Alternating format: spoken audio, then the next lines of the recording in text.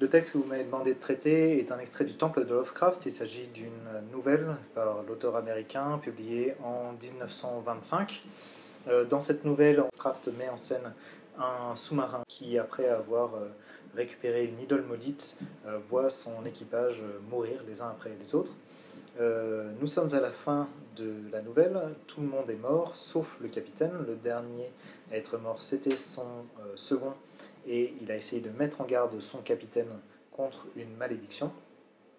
Le capitaine est donc le seul à bord du sous-marin, et il se retrouve en face d'une ville engloutie, tout au fond de l'eau. Il est donc face à cette ville, et il va essayer de l'explorer, puisque de toute façon il n'a plus rien à perdre, il n'a plus d'électricité, il n'a plus de vivres, et plus moyen de remonter à la surface. Cependant, il va consigner, comme c'est le cas de l'intégralité de la nouvelle d'ailleurs, il va consigner ses observations dans son journal de bord, et c'est ce que met en scène notre extrait. Ce fut le 16 août que j'effectuai ma première sortie. Avec peine, je me suis ménagé un chemin qui m'a mené au lit de la rivière. Il n'y avait là aucun squelette et pas la moindre trace de restes humains. Mais je ramassais quantité de statuettes et de pièces de monnaie. Je ne puis en parler en cet instant, mais je tiens à faire part de ma stupéfaction devant une culture qui connut son épanouissement à une époque où l'Europe était habitée par les hommes des cavernes et où il n'y avait personne encore sur les rives du Nil. Que d'autres, guidés par mon manuscrit, si jamais on le recueille un jour, trouvent une explication plausible à ce mystère, que je ne puis, dans ma situation, que signaler. Je retournai à mon bateau ce jour-là, lorsque ma torche faiblit, bien décidé à visiter le temple le lendemain. La problématique qui va animer notre commentaire linéaire est la suivante. Comment se met en place le sentiment d'inquiétante étrangeté à l'intérieur de cet extrait? Ce sentiment d'inquiétante étrangeté qui est la marque du fantastique, l'irruption du surnaturel à l'intérieur d'un cadre réaliste et qui va engendrer un doute. Cette inquiétante étrangeté est donc ce sentiment d'inquiétude qui surgit face à quelque chose qui pourtant devrait être connu.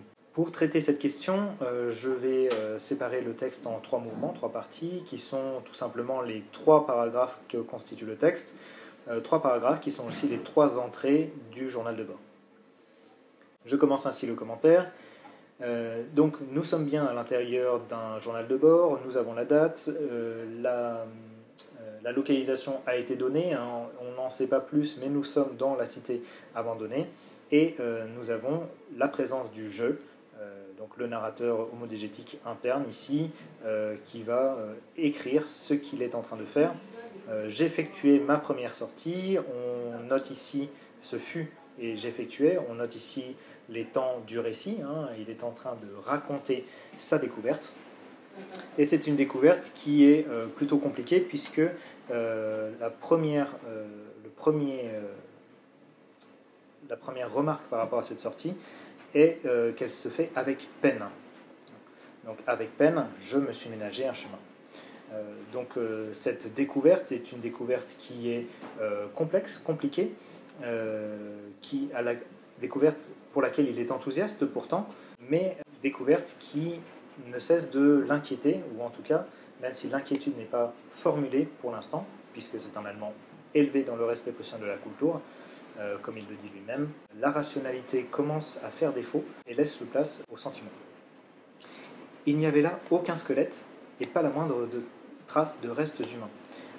L'utilisation de la négation ici est intéressante, puisque nous sommes dans une cité abandonnée, il devrait y avoir des squelettes, il devrait y avoir des restes humains, or il n'y en a pas. Cela pose la question de la raison pour laquelle cette cité est ici, cette cité quasi atlantéenne, il fait référence à l'Atlantide plus haut, et donc ces raisons ici achoppent contre cette absence de preuves paradoxale, comme le montre la conjonction de coordination à valeur adversative, mais je ramassais quantité de statuettes et de pièces de monnaie, c'est une cité dans laquelle il y a eu de la vie, mais dont toute créature semble avoir été bannie, ou en tout cas semble avoir disparu, ce qui peut perturber, en tout cas mettre en branle ce sentiment d'étrangeté. Le sentiment qu'il va du coup décrire lui-même, le mot qu'il va utiliser, c'est le mot de stupéfaction. Il est donc stupéfait, il est pétrifié, étymologiquement, il est pétrifié devant ce qu'il voit, comme si sa découverte était trop grande pour être supportée par une seule et même personne.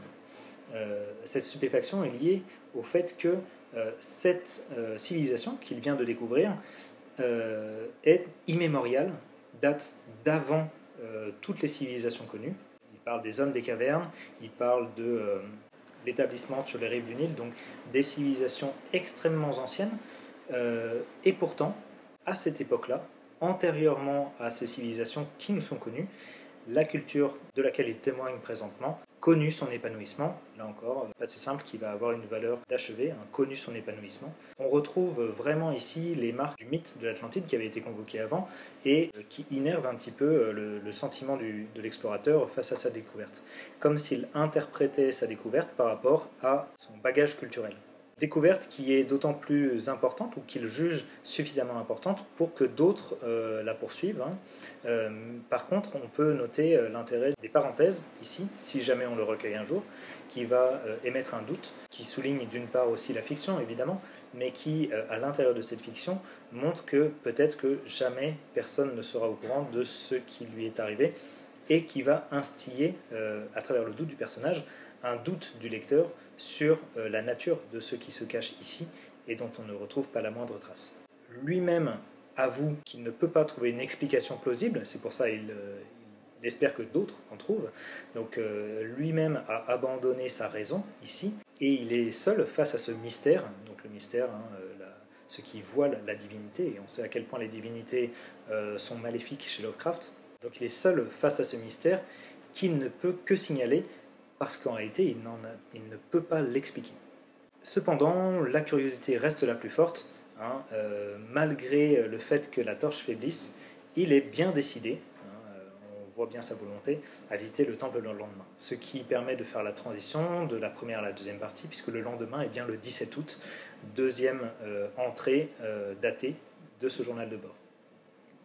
Là où le sentiment principal était la stupéfaction dans la première partie, le premier sentiment sera ici la déception.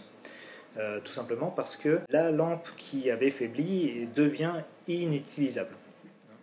Ce qui va préparer aussi la chute de la nouvelle, puisque c'est précisément cette absence de lumière, cette impossibilité de faire la lumière, cette impossibilité d'élucider le mystère sur laquelle va se clore la nouvelle. Donc les matériaux nécessaires à la recharge de la lampe portative avaient été détruits lors de la mutinerie de juillet. C'est là qu'on voit que le récit est bien construit, puisque cette mutinerie avait un but, on l'a connu dans la nouvelle. Et suite à cette déception va survenir la rage face à ce qui l'empêche d'avancer. Il va du coup se mettre en colère, mais, là encore, conjonction adversative, mon bon sens germanique, le peu de raison qui lui reste en tout cas, m'interdisait de m'aventurer à l'intérieur de ce temple obscur qui pourrait se révéler, etc. Donc l'obscurité va faire obstacle à son désir de découverte, et finalement il va se retrouver perdu dans le noir à la fois au sens propre mais au sens figuré aussi, puisqu'il est complètement désemparé face à cette découverte qu'il ne peut expliquer. Les hypothèses qu'il va formuler sont intéressantes à noter, puisque on peut retrouver le fait qu'il va poser comme une alternative, avec la conjonction « ou », deux possibilités, le repère d'un horrible monstre marin, ou bien encore un labyrinthe. Cette alternative est intéressante, puisque normalement l'alternative est exclusive, or ici, le labyrinthe est lui-même le repère d'un horrible monstre. C'est donc une alternative uniquement de façade, et la fin se dessine déjà. Face à ce qui est inconnu, tout devient monstrueux, et peut-être tout est signe de cette fin qui ne peut que s'annoncer. On retrouve là encore l'intégralité du lexique plutôt amélioratif, admirer, l'idée de monument, mais là encore, très rapidement, ça va achoper. La découverte qui l'enthousiasmait au tout début est ici mise en suspens pour des raisons tout à fait physiques, ce fut en vain.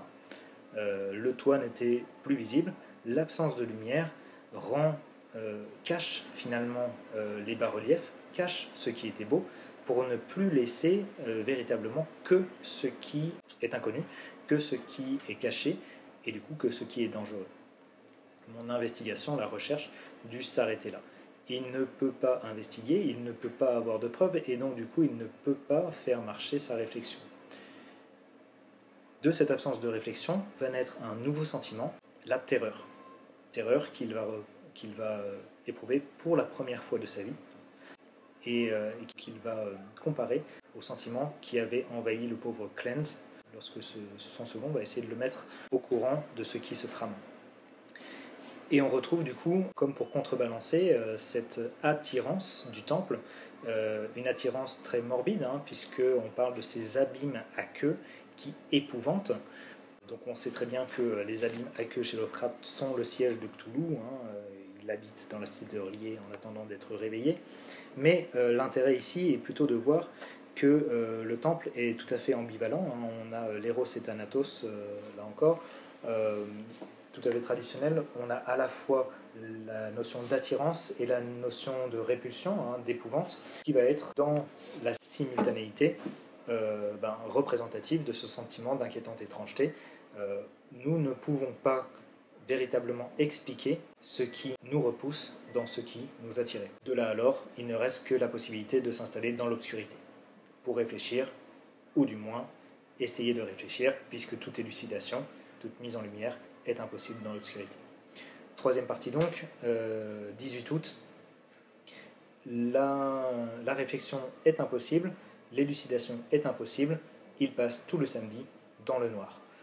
Dans cette réflexion impossible, toute pensée devient une torture, au sens propre, le tourment, il est tourmenté, donc il est torturé par ses pensées. Pensée et souvenir, le souvenir étant plutôt du côté de l'émotion, du sentiment, tout cela menace de l'emporter sur la volonté. Donc la réflexion est impossible, le souvenir prévaut, et tout cela menace la volonté.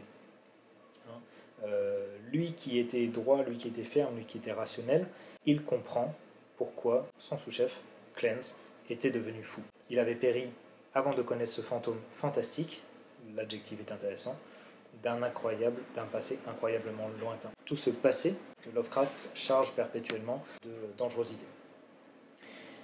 Les nerfs sont mis à rude épreuve, de la même manière que ceux du lecteur, et pourtant, je résolus de chasser ces tourments, propres seulement aux faibles. Il refuse la torture de la réflexion, il refuse la torture des souvenirs, mais du coup il abdique aussi à sa propre volonté.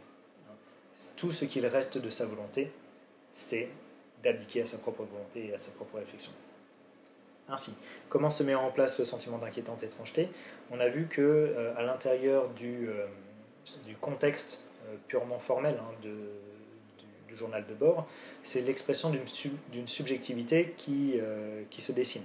Subjectivité qui est marquée par la première personne, qui est marquée par le lexique de la réflexion, le lexique du sentiment, et qui va préparer finalement le terrain de l'inquiétante étrangeté. Ce qui succède à la beauté, ça va être la peur.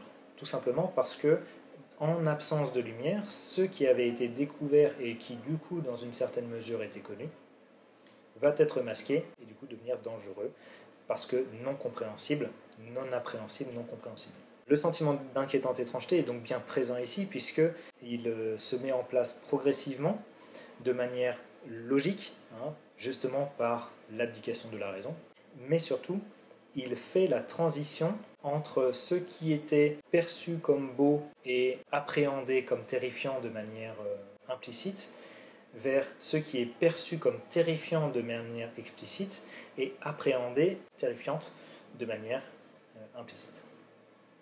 Je passe ainsi à la question de grammaire. Vous m'avez posé la question de la syntaxe de la négation dans les lignes 2 à 5. Nous avons 4 occurrences de négation ici, 4 occurrences de négation verbale, 2 qui sont relativement communes, et en tout cas qui suivent une certaine tradition de la négation, et 2 qui sont beaucoup moins traditionnelles. Pour ce qui est des deux négations classiques, nous avons bien une négation bitensive, avec les deux parties qui vont encadrer le verbe conjugué. Dans les deux cas, il s'agit du verbe avoir. Dans les deux cas, nous aurons un discordantiel, ne, ou en l'occurrence ici un discordantiel élidé, un apostrophe.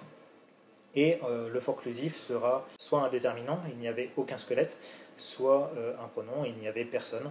Pour ce qui est des occurrences un peu plus problématiques, nous n'avons pas la moindre trace.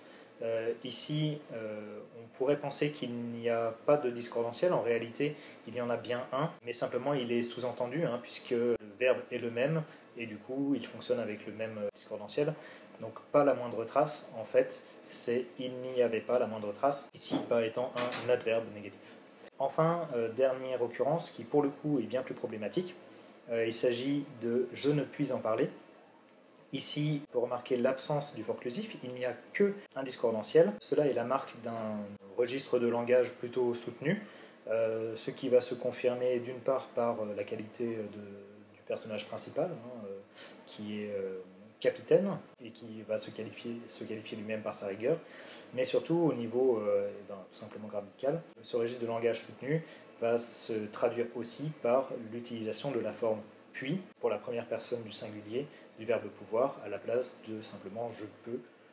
Ici, je puis va montrer le registre élevé et confirmer l'absence de forclusif dans ce cas-là.